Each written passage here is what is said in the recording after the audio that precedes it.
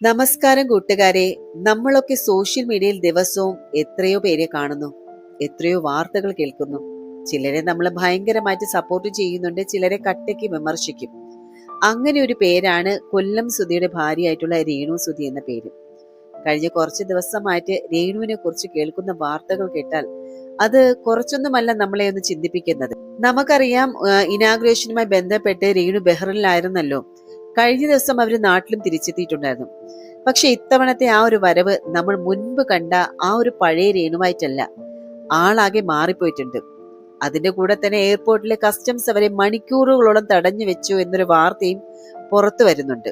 കഴിഞ്ഞ ദിവസം രേണു ഇൻസ്റ്റാഗ്രാമിലും ഫേസ്ബുക്കിലും ഒക്കെ ഒരു ഫോട്ടോ പങ്കുവച്ചിട്ടുണ്ടായിരുന്നു. നിങ്ങളിൽ പലരും അത് കണ്ടിട്ടുണ്ടാകാം. ബിഷപ്പ് നോബൽ ഫിലിപ്പ് അമ്പലവയിൽ രേണുവിന്റെ വീട്ടിൽ വന്ന് അവർക്ക് വേണ്ടിയിട്ട് പ്രാർത്ഥിക്കുന്ന ഒരു ചിത്രം. അതിന് താഴെ രേണു എഴുതിയത് ഒരു വരിയുണ്ട്: എന്റെ ഭാഗത്ത് നിന്ന് അങ്ങേക്കുണ്ടായ വിഷമത്തിന് മാപ്പ് എന്നുള്ളത്. ഒരു കാര്യം ഒന്ന് ആലോചിച്ച് നോക്കിയേ. കുറച്ച് നാളുകൾക്ക് മുൻപ് ഇതേ ബിഷപ്പിനെതിരെ ക്യാമറയ്ക്ക് മുന്നിൽ വന്ന് നിന്ന് രേണു പറഞ്ഞ് പല മോശമായിട്ടുള്ള കാര്യങ്ങൾ സംസാരിച്ചിട്ടുണ്ടായിരുന്നു. അന്ന് നമ്മളൊക്കെ അവരെ ഒരുപാട് വിമർശിച്ചതുമാണ്. പക്ഷെ ഇപ്പോൾ രേണുവിന് തന്റെ തെറ്റ് മനസ്സിലായിട്ടുണ്ട് കേട്ടോ. നമ്മൾ പഴമക്കാർ പറയും പോലെ എത്ര ഉയരത്തിൽ പറക്കുന്ന പക്ഷിയായാലും തീറ്റ തിന്നാൻ നിലത്ത് തന്നെ വരണം എന്നുള്ളത്. ജീവിതത്തിൽ അഹങ്കാരത്തിന് അങ്ങേയറ്റത്ത് നിൽക്കുമ്പോൾ ദൈവം തരുന്ന ചില അടികളുണ്ട്. ആ ഒരു തിരിച്ചറിവിലാണ് രേണു ഇപ്പോൾ ബിഷപ്പിന്റെ മുന്നിൽ വന്ന് നിൽക്കുന്നത്. അതുമാത്രമല്ല, താൻ ചെയ്ത തെറ്റിന് പുള്ളിക്കാരി മാപ്പ് ചോദിച്ചിട്ടുമുണ്ട്. എന്തായാലും ആ ഒരു തിരുമേനി ആകട്ടെ ഒരു വലിയ മനസ്സോടെ തന്നെ അവരോട് ക്ഷമിക്കുകയും അവർക്കായിട്ട് പ്രാർത്ഥിക്കുകയൊക്കെ ചെയ്തു. നമുക്കറിയാലേ, മനുഷ്യരാകുമ്പോൾ തെറ്റുകൾ പറ്റുന്നതാണ്. പക്ഷെ അത് തിരുത്താൻ കാണിച്ച ആ ഒരു മനസ്സിനെ നമ്മൾ കാണാതെയും പോകരുത്. സാധാരണ രേണു നാട്ടിലേക്ക് വരുമ്പോൾ തന്നെ എയർപോർട്ടിൽ മൈക്കും ക്യാമറയുമായിട്ട് ഒരുപാട് മാധ്യമ പ്രവർത്തകർ വരാറുണ്ടല്ലേ. പക്ഷേ ഇത്തവണ നാട്ടിലേക്ക് വിമാനത്തിൽ ഇറങ്ങിയ രേണുവിനെ കാത്തിരുന്നത് മറ്റൊരു പരീക്ഷണമായിരുന്നു. ഇത്തവണ ആ മാധ്യമ പ്രവർത്തകർ ആരും ഉണ്ടായിരുന്നില്ല. എന്നാൽ സ്വർണ്ണക്കടത്തുമായി ബന്ധപ്പെട്ട് വന്ന ചില പരാതികളുടെ പേരിൽ കസ്റ്റംസ് അധികൃതർ രേണുവിനെ അവിടെ തടഞ്ഞു വെച്ചു. ഏകദേശം 2.5-3 മണിക്കൂറോളമാണ് അവരെ കസ്റ്റംസ് ചോദ്യം ചെയ്യുകയും പരിശോധിക്കുകയൊക്കെ ചെയ്തത്. ഒടുവിൽ നിയമവിരുദ്ധമായിട്ട് ഒന്നും കണ്ടെത്താൻ കഴിയാത്തത് കൊണ്ടും അവരുടെ കയ്യിലുണ്ടായിരുന്ന മെഡിക്കൽ സർട്ടിഫിക്കറ്റുകളൊക്കെ കണ്ടതിന് ശേഷമാണ് കസ്റ്റംസ് അവരെ പോകാൻ അനുവദിച്ചത്. ഇനി നമ്മൾ എല്ലാവരും അറിഞ്ഞിരിക്കേണ്ട, അല്ലെങ്കിൽ നമ്മളെ എല്ലാവരെയും സങ്കടപ്പെടുത്തുന്ന മറ്റൊരു കാര്യമുണ്ട്. സോഷ്യൽ മീഡിയയിൽ ഇപ്പോൾ പലരും ചർച്ച ചെയ്യുന്നതും രേണുവിന്റെ രോഗവിവരത്തെ കുറിച്ച് തന്നെയാണ്. കളിചിരികളും ട്രോളുകളും ഒക്കെ ഒരു വശത്ത് നടക്കുമ്പോഴും രേണു ഇപ്പോൾ കടന്നു പോകുന്നത് വളരെ കഠിനമായിട്ടുള്ള ഒരു അവസ്ഥയിലൂടെയാണ്.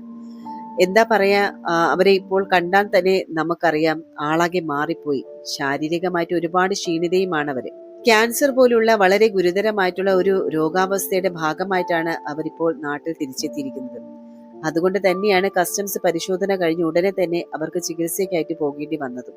ചില വാർത്തകളിൽ നിന്നൊക്കെ കേൾക്കാൻ സാധിക്കുന്നത് തന്നെ ഇത് കുറച്ച് അഡ്വാൻസ് സ്റ്റേജ് ആണ് എന്നുള്ളതാണ്. സത്യത്തില് രോഗത്തിന്റെ പൂർണ്ണമായിട്ടുള്ള വിവരങ്ങൾ രേണു തന്നെ വരും ദിവസങ്ങളിൽ നമ്മളോട് പറയുമായിരിക്കും. പക്ഷെ എനിക്ക് പറയാനുള്ളത്, മുൻപ് രേണു കാണിച്ച ചില പ്രവൃത്തികളുടെ പേരില് അവരോട് നമുക്ക് വിയോജിപ്പുകൾ ഉണ്ടായിരുന്നു. നമ്മളൊക്കെ അവരെ ഒരുപാട് വിമർശിച്ചതുമാണ്. പക്ഷെ ഒരാൾ ഇങ്ങനെ ഒരു രോഗത്തോട് മല്ലിട്ട് നിൽക്കുന്ന സമയത്ത് ഇത് നിനക്ക് കിട്ടിയ ശിക്ഷയാണ് എന്നൊക്കെ പറഞ്ഞ് സോഷ്യൽ മീഡിയയിൽ വന്ന് വീണ്ടും കല്ലെറിയുന്നത് എത്രമാത്രം ക്രൂരതയാണ്. നമ്മൾ എത്ര വലിയ ശത്രുവാണെങ്കിൽ പോലും അവർക്ക് ഇങ്ങനൊരു അവസ്ഥ ഒരിക്കലും വരരുതേ എന്ന് നമ്മൾ ആഗ്രഹിക്കുന്നവരാണ്, പ്രാർത്ഥിക്കുന്നതും അത് തന്നെയാണ്. ആ ഒരു തിരിച്ചറിവ് ഇപ്പോൾ രേണുവിന് വന്നിട്ടുണ്ട്. ഈ ഒരു സാഹചര്യത്തിൽ അവർക്ക് എത്രയും പെട്ടെന്ന് രോഗമുക്തി ഉണ്ടാകട്ടെ എന്ന് മാത്രമേ നമുക്ക് ആത്മാർത്ഥമായിട്ട് പ്രാർത്ഥിക്കാൻ പറ്റുകയുള്ളൂ. ഇതൊക്കെ കൊണ്ട് തന്നെയാണ് നമ്മുടെയൊക്കെ ജീവിതം എന്ന് പറയുന്നത് വളരെ പ്രവചനാതീതമാണ് എന്ന് പറയുന്നത്. ഇന്ന് നമ്മൾ വലിയ അഹങ്കാരത്തോടെയോ അല്ലെങ്കിൽ കരുത്തോടെയോ ഒക്കെ നിൽക്കുന്ന പലരും നാളെ ഒരൊറ്റ നിമിഷം കൊണ്ട് ഇല്ലാതായേക്കാം. പണം സമ്പാദിക്കാനും ജീവിക്കാനും ഒക്കെ നമ്മൾ പല വഴികളും നോക്കും. അതൊക്കെ ശരി തന്നെയാണ്.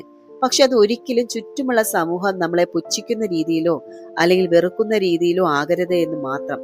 അതാണ് ഇത്തരം ജീവിതങ്ങൾ നമ്മളെ ഒക്കെ പഠിപ്പിക്കുന്നത് തന്നെ.